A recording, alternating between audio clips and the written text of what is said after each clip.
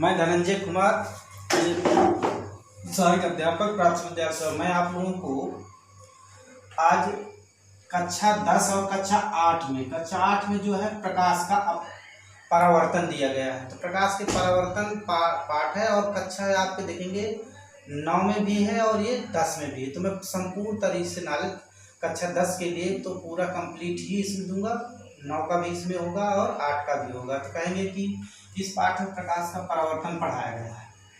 प्रकाश का परावर्तन होता क्या है, तो आप यहाँ देखेंगे कि प्रकाश परावर्तित कैसे होता है।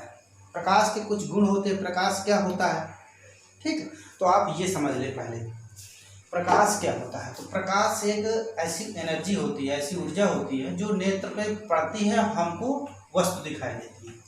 जिसे ये प्रकाश है, प्रकाश किस रूप में लेंगे, विद्युत चुंबकीय तरंग की तरह है, विद्युत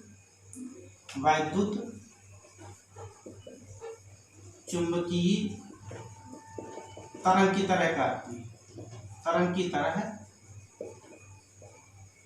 कार्य करती है। दूसरा इसका जो देखेंगे ना 3900 से इंगस्ट्रॉन से 7800 इंगस्ट्रॉन तक के बीच का इसका तरंग दैर्ध्य होता है। तीसरा नंबर है कि इसके जो त्रिविमीय संरचना बनती है, जैसे एक कण है ना, इसमें 3D संरचना, त्रिविमीय संरचना की तरह कार्य करता है प्रकाश।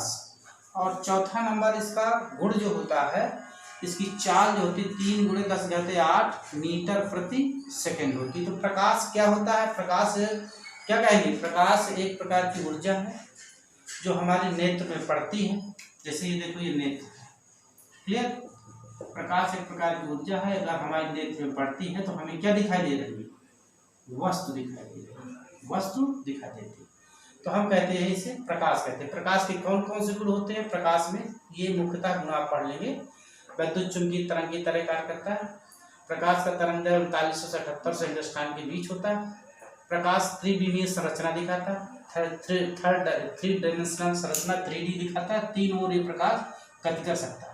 और इसकी चाल क्या होती है, 3 × 10⁸ मीटर प्रति सेकेंड होती है। अब इतना ध्यान देना है कि हमको प्रकाश का, ये तो हो गया प्रकाश। अब प्रकाश में आप देखेंगे कि ये प्रकाश परावर्तित कैसे होता है। अब हम याद रखना कि प्रकाश को आपको पढ़ना कैसे कैसे है। देखो, प्रकाश को आपको किस किस में पढ़ना है। सबसे पहले तो आपको सीधा है किसी समतल में डालना है, समतल, ठीक है। समतल के बाद आपको किस में डालना है, दर्पण में डालना है। फिर आपको किस में डालना है, जल में, पानी में डालना है। पानी में डाल के देखिए क्या करना है, पारदर्शी वस्तु में डालना है, पारदर्शी वस्तुओं में डालना है। तो कुल मिला के आपको प्रकाश जो पढ़ना है, तो प्रकाश को आपको किसी एक तरफ कलाई होगी, अपारदर्शी, समतल, अपारदर्शी। देखो, समतल, अपारदर्शी, दर्पण, पानी, पारदर्शी, जहां तक आपको प्रिज्म में भी डलवा देता है, प्रिज्म। फिर लेंस में भी डलवा देता है, लेंस। तो कुल मिलाकर के हमें कितने पढ़ना है, इतने लेसन पढ़ना है आपको। इस प्रकाश के प्रकाश कहेंगे, पूरा प्रकाश जो पढ़ेंगे ना, तो आपको सबसे पहले ये पढ़ेंगे, फिर दर्पण पढ़ेंगे, फिर ये पढ़ेंगे, पानी में डालेंगे, फिर पारदर्शी वस्तु में भी डालेंगे, लेंस इसी में आ जाएगा, ठीक है। फिर ये प्रिज्म में डालेंगे और फिर इसकी अन्य संरचना बना देंगे और ये पूरा लेसन आपका प्रकाश का समाप्त हो जाएगा। तो हम ये एक एक पॉइंट करके हम आपको बता रहे हैं, तो ध्यान रखिएगा, इसमें कोई दिक्कत नहीं है। तो प्रकाश के परावर्तन, प्रकाश की परावर्तन क्रिया किसे कहते हैं, क्या है प्रकाश। जैसे किसी तल, ये दिखाई दे रहा है, ये तल है, मैंने तुमको बताया ये तल, ठीक। किसी तल पे पड़ता है जिसपे क्या है, एक तरफ कलाई की गई है। जब प्रकाश है, जब इसमें पड़ता है तो ये क्या हो जाता है, आता है और चला जाता है। तो आने को कहेंगे आपतित, और चला गया तो क्या हो गया, परावर्तित, वर्तित, आपतित और ये परावर्तित। अगर हम 20 से इसको 90 अंश के कोण पे अभिलंब मान लें, अभिलंब, तो ये क्या कहेंगे, नॉर्मल, ये अभिलंब हो गया। तो ये अभिलंब से जो ये कोण बना रहा है इसको आपतन कोण, आपतन कोण, ये आई हो गया और ये आर हो गया, ये हो गया, ये परावर्तन है तो परावर्तन कोण, परावर्तन कोण। ध्यान रखें मेरे प्यारे बच्चों, इसको प्रकाश का परावर्तन के नियम आपको पूछे जाते हैं, प्रकाश के परावर्तन के नियम। देखो अपवर्तन के भी पढ़ोगे, परावर्तन के, तो पहले आपको परावर्तन पढ़ना पहले लेसन है। तो प्रकाश के परावर्तन के नियम में आप देखेंगे कि पहले हमने क्या किया, एक समतल दर्पण में डालते हैं, ये समतल दर्पण है, ठीक, एक तरफ कलाई है, क्लियर हो गया ना, ये समतल दर्पण है। अब इसमें इसी को देख करके आप प्रकाश के परावर्तन के नियम बना सकते हैं। कैसे नियम है, आप जरा गौर करिए कि ये प्रकाश आता है, आने के पश्चात सीधा कहाँ चला जाता है, परावर्तित हो जाता है। तो ये हो गया अभिलंब। तो अभिलंब से इसकी जो कोण है, इसका जो कोण है, इसका कोण और इसका कोण, ये दोनों बराबर है। क्लियर हो गया। तो पहला नियम क्या हो गया कि आपतित किरण, आपतित क्या होगी, किरण, परावर्तित किरण, आपतित किरण और परावर्तित किरण, और बीच में क्या है, ये अभिलंब। कहेंगे आपतित किरण, आपतित किरण तथा परावर्तित किरण एवं अभिलंब, अभिलंब कहाँ पे मिलते, एक ही बिंदु पर मिलते हैं, एक ही बिंदु पर मिलते हैं। देखो आपतित किरण, परावर्तित, अगर हम इसको ए लिख दें, ये पी हो गया और ये क्या हो गया, बी हो गया। तो देखो ए बी और ये एन हो गया, नॉर्मल का एन। तो कहेंगे ये इसको तब लिख दिया कर M1 M2। जरा आप नहीं इसमें ज़्यादा बताएंगे, जो मेन है वही चीज़ बताते चलेंगे, आप देखिएगा। आपतित किरण, परावर्तित किरण और अभिलंब किस बिंदु पर मिलते हैं, एक ही बिंदु पर मिलते हैं। क्या हो गया, ये पी बिंदु, ठीक। तो ये पहला नियम होता है, इसे हम क्या कहेंगे, पहला आपतित किरण, परावर्तित किरण और अभिलंब एक ही बिंदु पर मिलते हैं, इसे परावर्तन का प्रथम नियम कहते हैं। दूसरा नियम क्या है कि ये जितना ये कोण है और ये कोण, तो इसको कहेंगे आपतन कोण। क्या कहेंगे, आपतन कोण। ये हो गया परावर्तन कोण। तो आपतन कोण की ज्या साइन आई, ठीक है, साइन आई बराबर साइन आर। आपतन कोण की ज्या, आपतन कोण की ज्या बराबर परावर्तन कोण की ज्या, परावर्तन कोण की ज्या का मान बराबर होता है, बराबर होता है। तो दूसरा नियम क्या हो गया, देखो प्रकाश परावर्तन में दो नियम होते हैं। पहला नियम हुआ आपतन की आपतित किरण, परावर्तित किरण और अभिलंब एक ही बिंदु पर मिलते हैं। और दूसरा नियम नंबर हुआ कि आपतन कोण और परावर्तन कोण बराबर होते हैं। क्लियर। तो इस तरह से हम कहेंगे, तो ये नियम किसका हो गया, प्रकाश के परावर्तन का नियम। अब आगे आते हैं कि प्रकाश का परावर्तन का जब नियम हो जाता है तो ये अब वो, तभी तो आपने समतल में पढ़ा। अब समतल के बाद आप किसी को इसको जैसे ऐसे पढ़ा, ये समतल दर्पण था, हम इसको ऐसे मोड़ देते हैं, हम इसको मोड़ देते हैं, तो दर्पण कितने हो जाएंगे, देखो दो मोड़ सकते हैं इसको, कैसे कर सकते हैं, मोड़ सकते हैं ना। तो मोड़ेंगे तो दो प्रकार से मुड़ेगा। पहले तो आपको ऐसे मोड़ सकते हो, क्लियर। एक अगर ये ऊपर को मोड़ दो, या ऊपर को मोड़ोगे या तो नीचे को मोड़ोगे। तो जब ऊपर को मोड़ते हैं तो क्या हो जाएगा, तो कलाई कैसे हो जाएगी, बाहर हो जाएगी। तो देखो ये दर्पण बन गया। तो दर्पण कितने प्रकार के हो गए, दो प्रकार, ठीक। अब ये हो गया, देखो जब बाहर को कलाई है, अंदर देखो दिखाई दे रहा है, ये कौन सा दर्पण हुआ, ये कौन सा दर्पण होता है, तो ये हो गया अवतल दर्पण, अवतल दर्पण। अब जब ये अंदर की ओर देखो झुके हुए पोर्शन पे कलाई है, उभरे हुए पे नहीं, ये क्या हो गया, उत्तल दर्पण, उत्तल दर्पण, कॉन्वेक्स और कॉन्केव। आप यहाँ पे आप देखेंगे कि इस दर्पण में भी देखो, पहले हमने यहाँ पे डाला था आपतित किरण और इधर डाला। अब यहाँ देखना है कि दर्पणों में इस किरण को, प्रकाश की किरण को डालने के साथ देखना है कि ये किधर किधर को मुड़ती है। ठीक, अब हम धीरे धीरे आगे की ओर बढ़ते चलेंगे। दर्पण किसे कहते हैं, तो आप देखेंगे ये तो हम ऐसे भी पढ़ सकते हैं कि ये पाइप ले लेते हैं, पारदर्शी, ये कांच का एक पाइप है, क्लियर समझिएगा, पारदर्शी कांच का पाइप, पाइप के तो बाहर कलाई कर दो, बाहर कलाई कर देते हैं, और इसको काट लेते हैं, तो बाहर कलाई कर देते हैं, तो ये क्या हो जाएगा, ये बाहर कलाई है ना, कौन सा दर्पण बन गया, अवतल दर्पण। और अगर इसके यही पाइप के कहाँ कलाई कर दें, अंदर कलाई कर दें, क्या कर दें, अंदर, तो अंदर कलाई का किस में है, कौन सा दर्पण हो गया, उत्तल दर्पण। तो कुल मिलाकर के दर्पण दो प्रकार के होते हैं, कौन कौन से, उत्तल दर्पण और अवतल दर्पण। अवतल दर्पण में उस पाइप के देख रहे हो ना, इसकी कौन से दो तल होते हैं, अगर बाह्य तल पे कलाई होती है तो अवतल दर्पण, अगर अंतः तल पे कलाई होती है तो क्या होती है, उत्तल दर्पण, या उभरे हुए तल पे कलाई नहीं होती है तो उत्तल दर्पण कहलाता है, या उभरे हुए कलाई पे दर्पण कलाई होती है तो क्या कहलाएगा, अवतल दर्पण कहलाएगा। तो ये दर्पण दो प्रकार के आपने पढ़ लिया। देखो समतल दर्पण, दर्पण कितने प्रकार के, दर्पण तीन प्रकार के, समतल दर्पण, उत्तल दर्पण और अवतल दर्पण।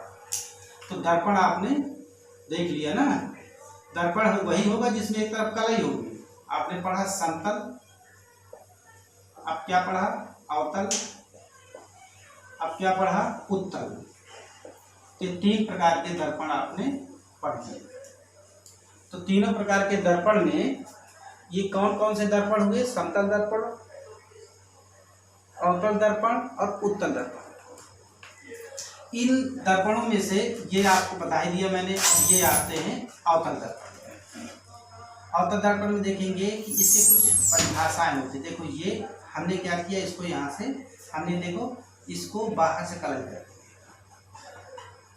तो कौन सा दर्पण होगा, अगर हम अंदर से कलाई कर देते, बाहर से कलाई कर दिया, देखो पाइप के बाहर से कलाई, और इसको हमने काट दिया, काटने में हमने क्या किया, ये काट कर दिया, ये आप समझिएगा, जैसे वृत्त हुआ, पाइप हुआ एक, ये बिंदु होगा सी, तो ये हो गया कौन सा दर्पण, ये कौन सा दर्पण हो गया, अवतल, अवतल दर्पण। इसके बाद आपको देखेंगे ये, अब हम इसमें कलाई कहाँ कर रहे हैं, अंदर को झुके हुए तल, तो वही चीज हो गया कि ये, इसको भी हम अगर ऐसे बढ़ाते तो ये वृत्त बन जाता और ये बिंदु क्या मिल जाता, C2 हो जाता। तो अंदर की ओर कलाई है, तो ये आपकी संरचना बनी होगी, इसको C1 और C2 कहेंगे। ये वृत्त, ये पूरा जो बेलन है, बेलन का सेंटर भाग, ये C वक्रता केंद्र कहलाता है। ये क्या है, वक्रता केंद्र, इनको कहेंगे वक्रता केंद्र या सेंटर कहेंगे, ठीक। तो C1 C2 से सेंटर निरूपित करेंगे, ये हो गया अवतल दर्पण, ये हो गया उत्तल दर्पण। अब इसमें से आगे हम इनकी परिभाषा पढ़ते हैं। चलो दर्पणों की कुछ परिभाषा समझ लेते हैं, फिर आगे हम पढ़ते हैं दर्पणों की। दर्पण की कुछ परिभाषा, देखो दर्पण में क्या होगा कि आपका ये हो गया, दोनों साथ में चलते हैं, अवतल में चलते हैं, तो पहला नंबर तो ये हो गया द्वितल हो गया। एक तल में देखो दर्पण क्या हुआ, इसके दो तल होते हैं, एक तल में कलाई होती है, एक तल में कलाई नहीं होती। अब यहाँ देखेंगे ये क्या है, वक्रता केंद्र मैंने अभी बताया था, इसको भी ले लेते हैं भाई। चाहे ऐसा किया करो कि इसको इधर को बना दो ऐसे, इसमें क्या हो जाएगा, ये ऐसे कर दिया, इसके अंदर कलाई कर दिया, तो ये अच्छा रहेगा। तो इसका वृत्त ऐसे बनेगा, तो ये हो गया केंद्र C2, ये हुआ C1, मतलब कुल मिलाकर के ये हुआ। अगर हम इतनी ही दूरी पर यहाँ पे मान लें ये, तो इसकी परिभाषा में तो सबसे पहले परिभाषा पढ़ रहे हैं वक्रता केंद्र।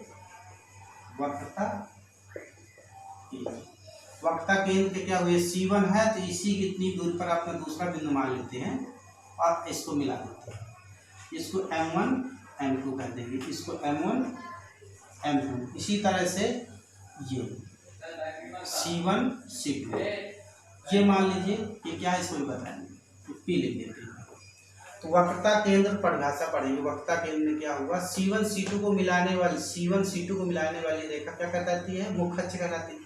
लेकिन ये वक्रता केंद्र क्या कहलाएगा, किसी भी अवतल हो चाहे उत्तल हो, उसका केंद्र बिंदु वक्रता केंद्र कहलाता है।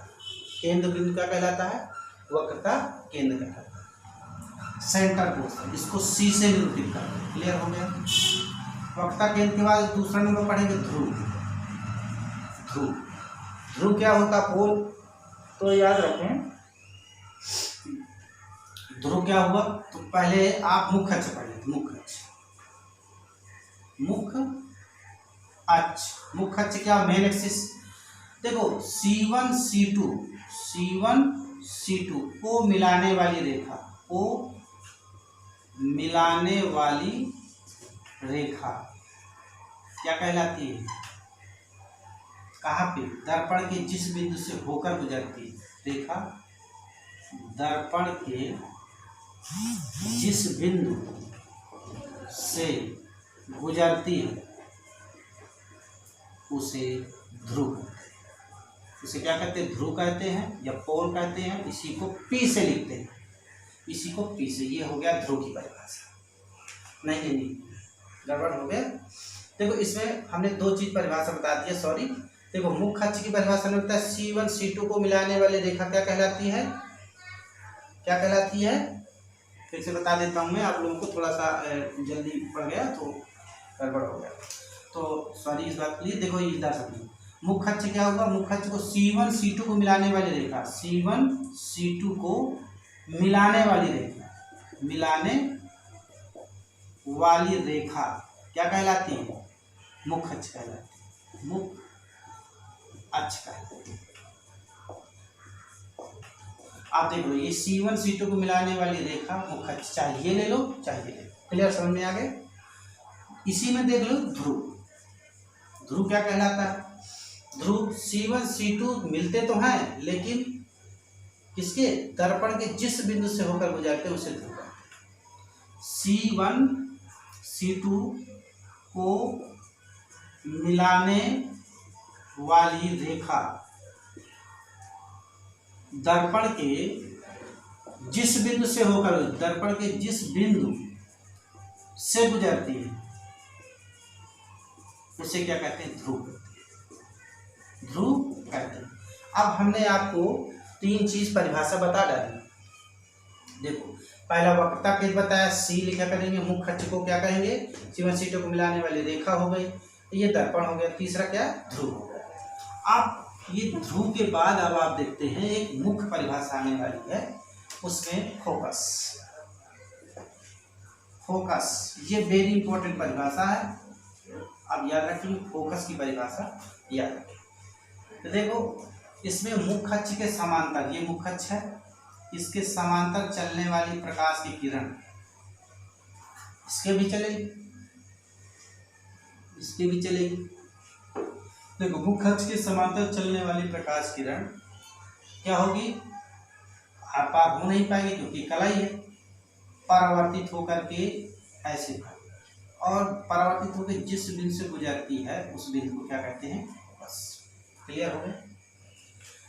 ये जाएगी तो ये बाहर को चली जाएगी, लेकिन ये नीचे की ओर आएगी, तो ये आभासी होगी, ये हो गए फोकस। तो क्लियर हो गए? फोकस बिंदु, फोकस बिंदु की परिभाषा दे या फोकस की परिभाषा, इसे एफ से निरूपित करेंगे। परिभाषा बहुत पेपर में पूछी जाती है, इसको याद कर लेंगे। क्या हुआ कि मुख्य अक्ष के समांतर, मुख्य अक्ष के समांतर चलने वाली प्रकाश की किरण परावर्तन के पश्चात, वर्तन के पश्चात मुख्य अक्ष के जिस बिंदु से होकर गुजरती है, जिस बिंदु से होकर गुजरती है, जिस बिंदु से होकर गुजरती है या आती हुई प्रतीत होती है, आती हुई प्रतीत होती है, उस बिंदु को फोकस कहते हैं। फोकस कहते हैं। मैंने क्या बताया, देखो मुख्य अक्ष के समांतर, ये मुख्य अक्ष है, उसके समांतर ये चलने वाली प्रकाश किरण परावर्तन के पश्चात फोकस, ये क्या है, मुख्य अक्ष से जिस बिंदु से होकर गुजरती है उसे हम क्या कहेंगे, या देखो समांतर चलने वाली प्रकाश किरण परावर्तन के पश्चात ऊपर को भाग रही है और आती हुई प्रतीत होती है। साथ में परिभाषा ले, मुख्य अक्ष के समांतर चलने वाली प्रकाश की किरण परावर्तन के पश्चात, क्या पश्चात मुख्य अक्ष के जिस बिंदु से होकर गुजरती हैं या आती हुई प्रतीत होती हैं, उस बिंदु को हम कहते हैं फोकस बिंदु। क्लियर, समझ में आ गया? तो ये हो गई फोकस बिंदु की परिभाषा। आप इसी प्रकार से वेरी इंपॉर्टेंट, इसको याद कर लेंगे, फोकस बिंदु। फोकस बिंदु के बाद आते हैं कुछ और हैं, तो उनको भी आप पढ़ लें, इसी में ज़्यादा अच्छा रहेगा। फोकस के बाद आते हैं फोकस दूरी। फोकस दूरी, फोकस दूरी क्या होता है, और याद रखना फोकस दूरी, देखो एफ और पी की दूरी, एफ और पी की बीच की दूरी क्या कहलाती है, फोकस दूरी कहलाती है, फोकस दूरी कहलाती है। इसको स्मॉल एफ से निरूपित करते हैं। यहाँ से देखो P और F के बीच की दूरी ये कहलाती है, यहाँ से यहाँ तक की, और ये भी यही से यहाँ तक, ये स्मॉल है, इसको F से निरूपित करते हैं। फोकस दूरी हो गई। देखो फोकस दूरी और फोकस बिंदु दोनों की परिभाषा मैंने ये बता दी। अब आते हैं, देखो मैंने तुमको परिभाषा प्राप्त बता दी, 4 परिभाषाएं स्पष्ट कर दी। ये चारों परिभाषा आपको अगर याद है तो आसानी से आपका काम चल जाएगा। तो अब हम किसी भी बिंदु में किस तरह से क्या बनेंगे, प्रतिबिंब बने, हम इसके बारे में पढ़ेंगे। किस तरह से प्रतिबिंब बनते हैं, प्रतिबिंब बनाने के नियम पढ़ेंगे। प्रतिबिंब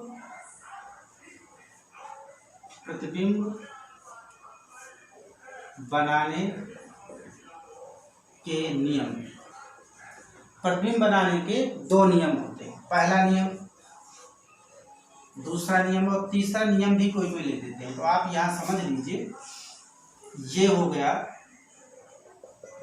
कार्य कर दिया हमने, अवतल है कि उत्तल, उत्तल दर्पण हो गया, और दूसरा नंबर ये हो गया, ठीक। यहाँ से ये हो गया P बिंदु। इसी तरह से मान लीजिए ये हो गया P बिंदु, ये हो गया P, ये मुख्य अक्ष हो गया, तो मुख्य अक्ष का मध्य ले लेते हैं, ये C, ये यहाँ हो गया F, समझिएगा। इसी तरह से इसमें ये हो गया C, ये हो गया F, तो ये क्या कहलाया, ध्रुव कहलाया। M1 M2 ये दर्पण के द्वारक है, M1 M2 दर्पण के द्वारक। ये क्या है? अवतल। ये क्या है? उत्तल। दर्पण हो गया ना, उत्तल दर्पण, ये हो गया अवतल दर्पण। तो इस तरह से हम देखेंगे कि ये अवतल दर्पण में देखो बाहर कलाई उभरे हुए हैं, उसमें अंदर की ओर कलाई। तो मैं कह रहा हूँ प्रतिबिंब बनाने के दो नियम होते हैं। पहला नियम होता है कि मुख्य अक्ष के समांतर चलने वाली प्रकाश की किरण देखो परावर्तन के पश्चात कहाँ से होकर गुजरती है? फोकस से ही होकर गुजरती है। पहला नियम ये हुआ कि मुख्य अक्ष के समांतर, ये मुख्य अक्ष है, इसके समांतर ए बी और यहाँ पे सी, देखो ए बी सी। तो कुल मिलाकर क्या हुआ? बी की जगह में यहाँ में एन लिख देता, कोई दिक्कत नहीं। देखो ए यहाँ टकराई, टकराने के बाद सीधा कहाँ से गुजर रही? फोकस से। तो पहला नियम होगा। पहला नियम क्या हुआ कि मुख्य अक्ष के समांतर चलने वाली प्रकाश की किरण परावर्तन के पश्चात फोकस बिंदु से ही होकर गुजरती है, पहला। दूसरा नियम हो गया, देखो इस दूसरा नियम में उसी में है, देखो मुख्य अक्ष के समांतर चलने वाली प्रकाश किरण ऊपर गई देखो, लेकिन ये पीछे की ओर आती हुई प्रतीत होगी, लेकिन कहाँ से होगी? फोकस से ही होकर गुजरती है, लेकिन उसमें आभासी होती, आती हुई प्रतीत होती, इसे परावर्तित करती है। तो ये हुआ नियम, पहला नंबर नियम हुआ कि मुख्य अक्ष के समांतर चलने वाली प्रकाश किरण परावर्तन के पश्चात फोकस से होकर गुजरती है। क्लियर हो गया? दूसरा नियम इसी को उल्टा कर देते हैं। दूसरा नियम ये है कि देखो फोकस से चलने वाली प्रकाश की किरण, फोकस से चलने वाली प्रकाश की किरण देखो कहाँ से? परावर्तन के पश्चात मुख्य अक्ष के समांतर हो जाती है। फोकस से चलने वाली प्रकाश किरण देखो ये क्या हो गई? फोकस की ओर आने वाली प्रकाश किरण परावर्तन के पश्चात कैसे हो जाती है? मुख्य अक्ष के समांतर हो जाती है। दूसरा नियम हो गया। उल्टा और सीधा देखो, अनंत से आने वाली प्रकाश किरण कहाँ जा रही है? फोकस से गुजर रही है। फोकस से जाने वाली प्रकाश किरण सीधा मुख्य अक्ष के समांतर हो रही है। दूसरा नियम। तीसरा नियम ये होता है कि कभी भी अगर वक्रता केंद्र से होकर कोई भी किरण जाती है तो जितने में जाती उसी से वापस आ जाती है। वक्रता केंद्र से कोई भी किरण जाएगी तो जितने में जाएगी उसी से वापस, ठीक? मतलब ये ऐसे आएगी और वैसे ही वापस हो जाएगी। ये डैश डैश करके पीछे को बनाएंगे क्योंकि ये दिखता नहीं। तो क्या हुआ, मैंने क्या बताया आपको कि पहला नियम क्या बताया कि मुख्य अक्ष के समांतर, मुख्य अक्ष के समांतर चलने वाली प्रकाश की किरण परावर्तन के पश्चात कहाँ से? जिस बिंदु से होकर गुजरती है, जिस मुख्य अक्ष के जिस बिंदु से होकर, मुख्य अक्ष के फोकस से होकर गुजरती है, फोकस से गुजरती है, ठीक? पहला नियम हो गया। दूसरा नियम क्या हुआ? दूसरा नियम क्या होता है? दूसरा नियम ये होता है कि फोकस से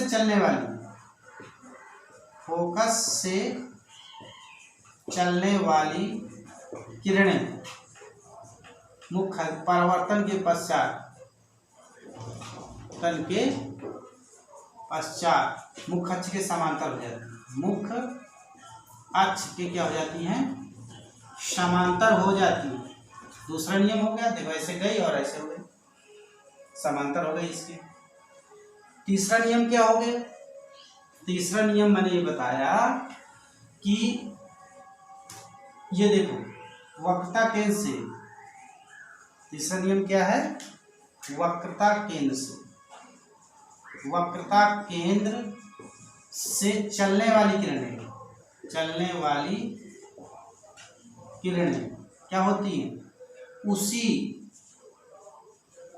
रास्ते से परावर्तित होकर वापस आती है, मतलब ये मान लीजिए यहाँ से जाएगी तो उसी रास्ते से वापस, ऐसे तीर लगता है और फिर वहीं से ये वापस। देखो ऐसे तीर ऐसे आई, टकरा के उसी रास्ते से वापस यहाँ आते हुए प्रतीत हो रहे। तो ये 3 हो गए प्रतिबिंब बनाने के नियम। इन्हीं नियम के अनुसार से हम क्या बनाएंगे, प्रतिबिंब बनाने सिखाएंगे। अब हम ज़्यादा बड़ा वीडियो हो जाएगा तो मेरे प्रिय बच्चों इसको क्रमबद्ध तरीके से आप देखते रहेंगे। मैं पर डे शाम को वीडियो डालूंगा, तो इस वीडियो में से आप ये ध्यान देंगे कि ये किस प्रकार से क्रमबद्ध तरीके से आगे की ओर चलेगा। तो कल हम बताएंगे प्रकाश के प्रतिबिंब बनाने के नियम हो गया। अब उसमें हम कैसे बताएंगे, प्रतिबिंब बनाना सिखाएंगे। दर्पणों में प्रतिबिंब कैसे बनते हैं, प्रतिबिंब कैसे बनते हैं दर्पण में, ये हम तुमको सिखाएंगे। पेपर में आता भी है, 7 नंबर कई बार पूछा 10 में आया हुआ। तो ध्यान रखें, इसी तरह से क्रमबद्ध तरीके से सब्सक्राइब कर दिया मेरे चैनल को, और आप क्रमबद्ध तरीके से जाएं, या चाहे ट्यूशन पढ़ें या चाहे ना पढ़ें, आप इसी के माध्यम से आसानी से अपनी किताब को थोड़ा देखते जाएंगे और क्रमबद्ध तरीके से मैं आपको पढ़ा दूंगा। धन्यवाद।